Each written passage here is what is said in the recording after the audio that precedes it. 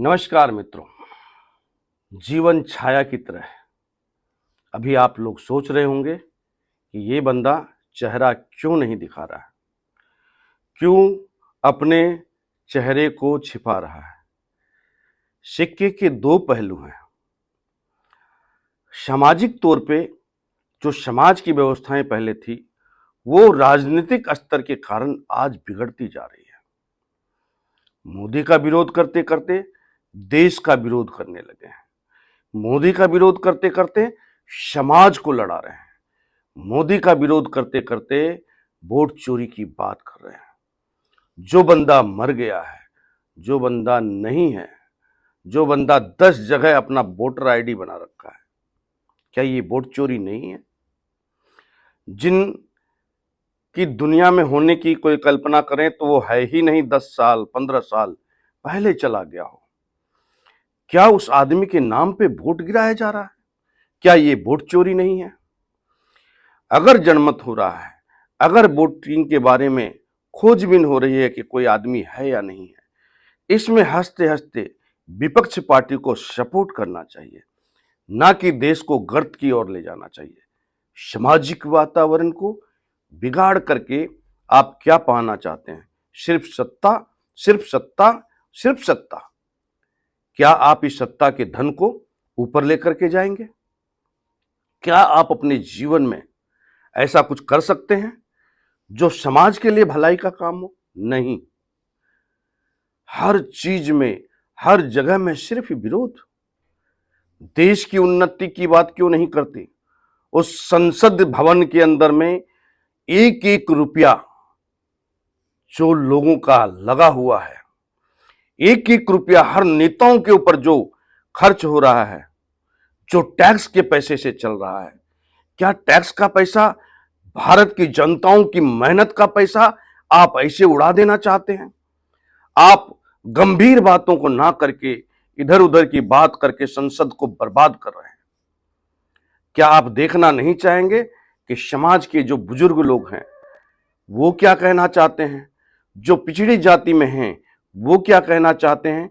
इस वीडियो के द्वारा आप देख सकते हैं कि एक बुजुर्ग आदमी जो पिछड़ी में है और अति पिछड़ी में है, वह एक स्वर्ण समाज के घर में, ब्राह्मणों के घर में जाकर के पढ़ाना लिखाना और बच्चों को उन्नति की ओर लेकर के जाना उन्होंने किया। लेकिन कभी उनके साथ मतभेद नहीं हुए, ना समाज के स्तर पे, ना किसी और स्तर पर। जो जातिगत भ्रांतियां फैलाई जा रही हैं, हो सकता है समाज के अंदर में इक्के दुक्के कहीं कोई घटनाएं हुई हों, उन सब घटनाओं को सबसे जोड़ करके देख रहे हैं, सामाजिक वातावरण को खराब कर रहे हैं। समाज के लिए सोचिए। मैं भारत की जनता के साथ एक बात और कहना चाहता हूं। अगर आपको सच्चाई जाननी है तो उनके बच्चों के बारे में पूछिए कि आपका बच्चा कहां पढ़ रहा है। क्या एक आदमी को आरक्षण मिल गया है, वह करोड़पति और अरबपति हो गया है, उसी के बच्चे को आरक्षण मिलना चाहिए? क्या पिछड़ी जाति में गरीब नहीं है? क्या अगड़ी जाति में गरीब नहीं है?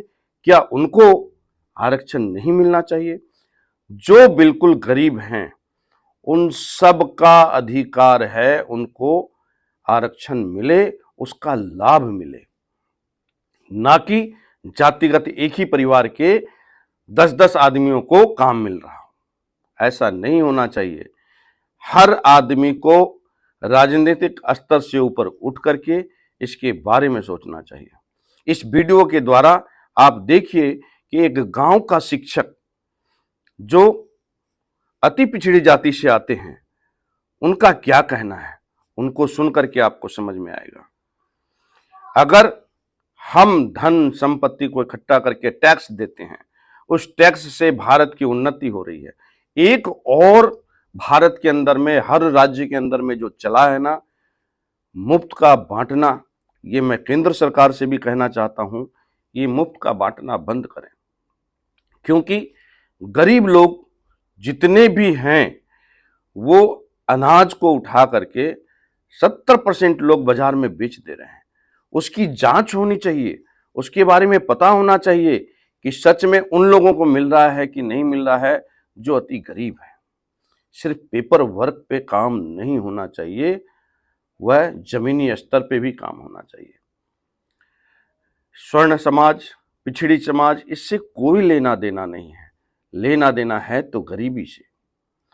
गरीबों को ऊपर उठाने का काम हम सब की जिम्मेदारी होती है, चाहे देश का नेता हो, देश की जनता हो। जो टैक्स पेई हैं वो तो बड़ी आसानी से टैक्स दे रहे हैं, कई टैक्स को बचाते हैं, उसके लिए क्या करेंगे आप? कई राजनेताओं के पास में अनाधुन धन है, उसका जवाब कौन देगा? कई जो ठेकेदारी का काम करते हैं, 100 करोड़ के ठेके में 1 करोड़ की कमाई होनी चाहिए, 100 करोड़ के ठेके में 25 करोड़ की कमाई हो रही, कहां से हो रही है?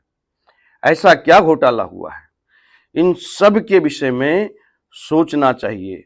जनता को भारत की उन्नति के बारे में सोचना चाहिए।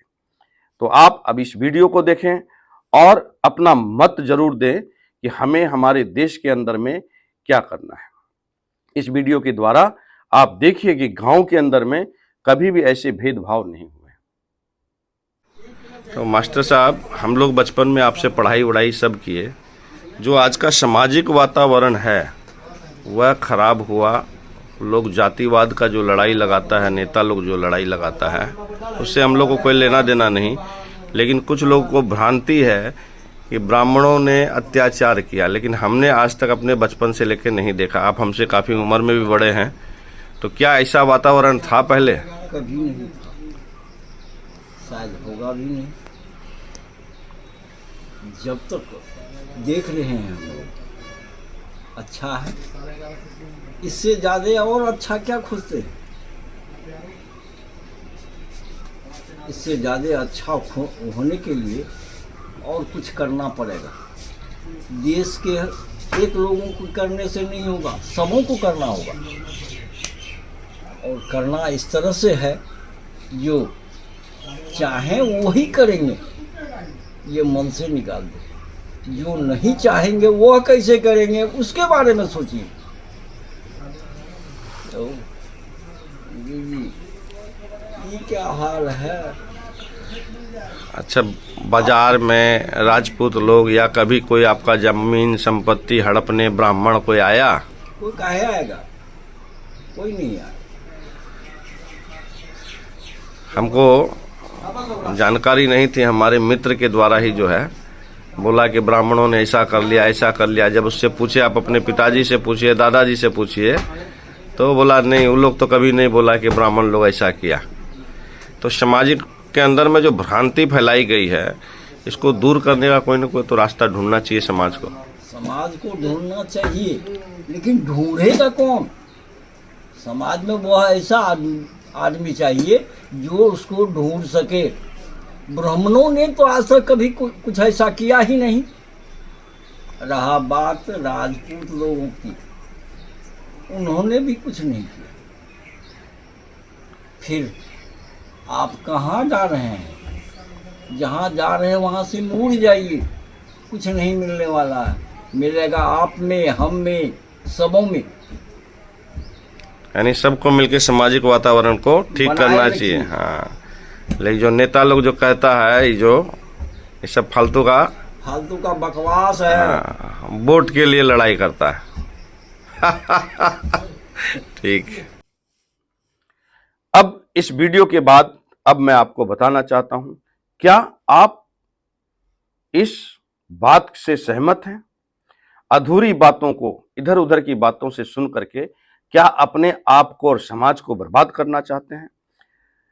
व्यक्तिगत रूप से मैं ये कहना चाहता हूं, मेरी सरकार से, सेंट्रल सरकार से और जितने भी स्टेट गवर्नमेंट हैं, मोदी सरकार से, सबसे कहना चाहता हूं कि समाज को सुधारने के साथ साथ में समाज के पिछड़े तबके के लोगों के ऊपर में विशेष ध्यान दें।